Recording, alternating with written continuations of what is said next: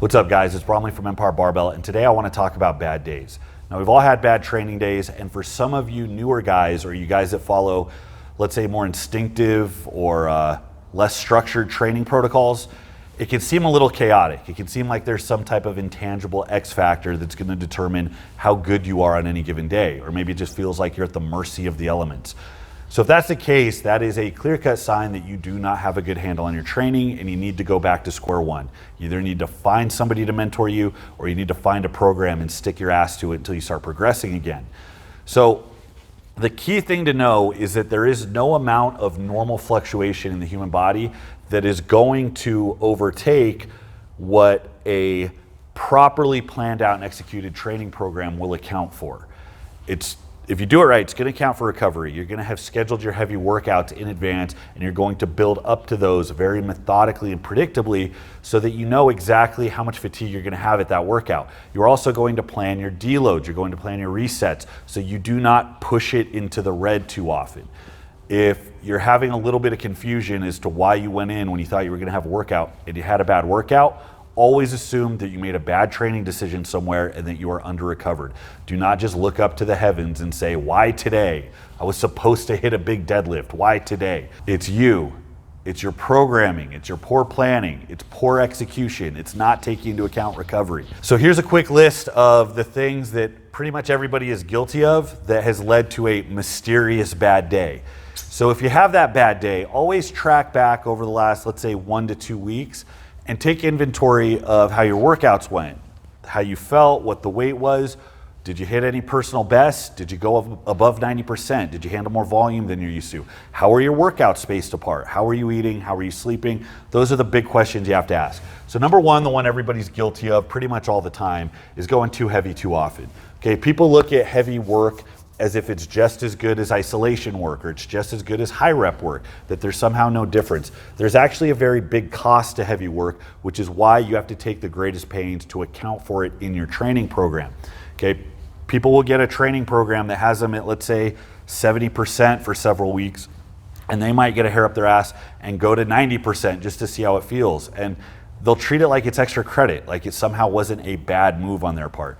It takes a long time for it to really sink into most people what the actual cost of that move is and why it's a bad idea. You cannot go over 90% on the same lift multiple weeks in a row without backsliding. Also, if you are following some type of program that accounts and puts you on some type of natural progression up to those heavier percentages, that probably means you're handling more volume early on, which means if you go up to a heavier set, you're just going to compound that fatigue. So if you're going off program, that's number one. If you don't have a program, get a program. There's a lot of ways to structure progressions. There's plenty of people that have had success with a variety of styles and different flavors of progressions, but they all tend to follow the same type of principles. And one of those principles is not blowing your wad on every single workout. You have to prepare. Workout 1 prepares you for workout 2. Workout 2 prepares you for workout 3. Maybe workout 4 you hit something big, and then you dial it back and reset. So I always like to go back to this color gradient.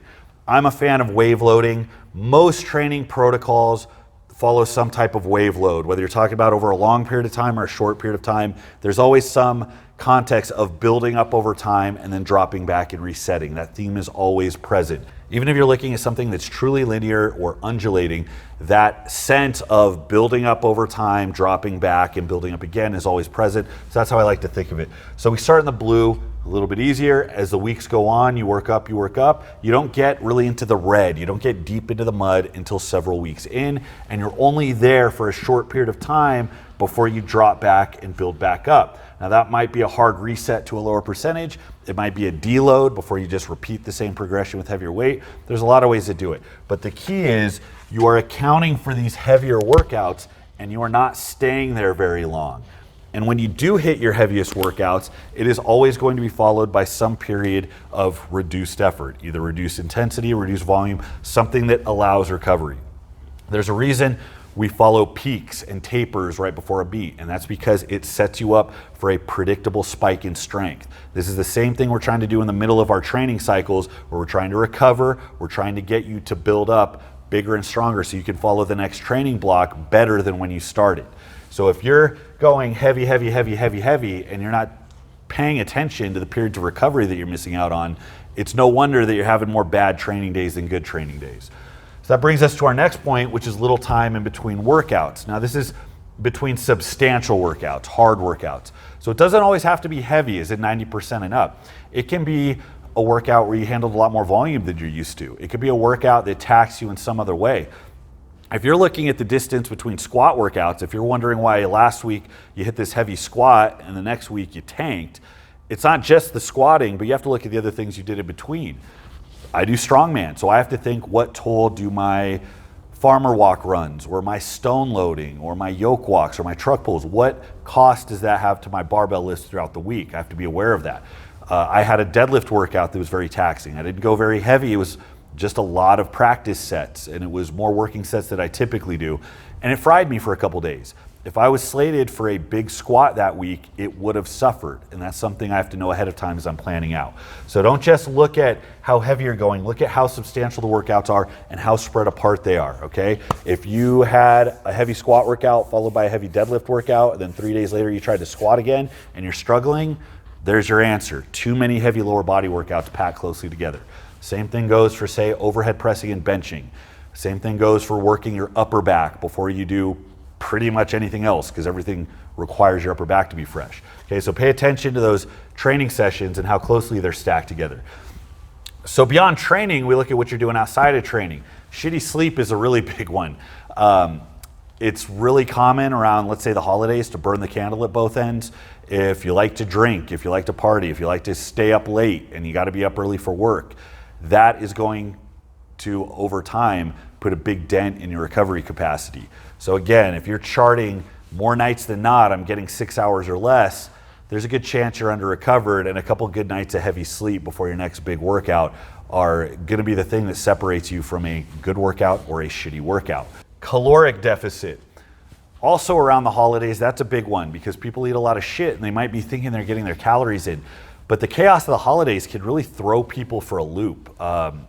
Sometimes you can skip meals because you're getting ready for that big meal at the end of the day. Sometimes you could be feasting on holiday treats and maybe not get enough protein or get enough normal nutrients that you're used to eating throughout the day. It can really interrupt more regimented dietary habits if that's how you're used to structuring it. So take a look back if you've had a really hard workout where you thought you should have had a good one. Aside from your training decisions and your sleep habits, look at your diet. If you haven't been consistent with your food intake, it's only going to take about 3 or 4 days of that before it really starts to disrupt your training. So that's a really obvious one that people tend to look over, especially since so many of us eat instinctively. We don't plan out our meals. We just bank on kind of eating the same stuff every day, going to the same place, getting about the same things. So the holidays can really screw that up. If you are having trouble putting it all together and you need a little bit of help, if you're having more bad days than good days, don't hesitate to reach out to me. You can reach me on Instagram at empire_barbell. I am taking clients for mentorship. It's a little bit more than your standard remote coaching deal. I do try to build a close relationship with the people I work with. I try to do as much personalization as I can and keep up with weekly drop-ins and video reviews. So for that reason, I always cap it at 9 people, and that's a promise I make to everyone I take. I never go over 9 people because once I get past that, I can no longer coach you. At that point, I'm just sending a template to everybody in my email list. So don't hesitate to leave a question in the comment box, and don't hesitate to reach out to me. Thanks for watching, guys. Until next time, this is Bromley at Empire Barbell. I'll see you.